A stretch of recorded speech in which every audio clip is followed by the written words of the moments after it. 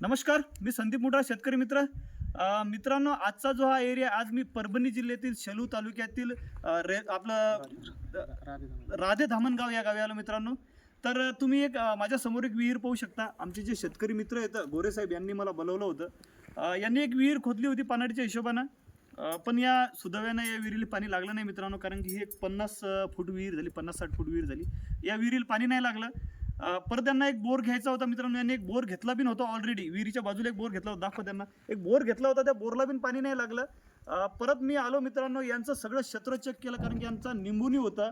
निंबुनीचं सगळं क्षेत्र चेक केलं. निंबुनीच्या सगळ्या क्षेत्रात मला पाणी कुठंच वाटलं नाही मित्रांनो, कारण की यांनी ऑलरेडी 1-2 बोर घेतलेला होता, त्यांना पाणी नाही लागलं.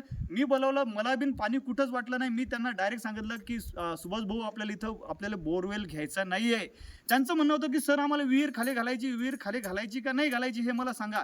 पण मित्रांनो, विहिरीत बिन खाली पाणी नाही वाटलं. त्याच्यामुळे मी सुभाष भाऊ सांगितलं की आपल्याला विहिरीत बिन पैसा खर्च करायचा नाही, कारण की यावर्षी या इकडचा जो भूगर्भ आहे, या भूगर्भात पाण्याचा स्तर नाही आहे मित्रांनो. त्याच्यामुळे इकडे यांना यावर्षी वेस्टेज खर्च करण्यात काही फायदा होणार नाही. त्याच्यामुळे मी सुभाष भाऊ सांगितलं की यावर्षी जसं आहे तसे चाला. तुम्ही टँकरवर मळा जगू राहिले, टँकरनंच चालवा, कारण की पाणी जसं पाहिजे तसं पाणी लागणार नाहीये.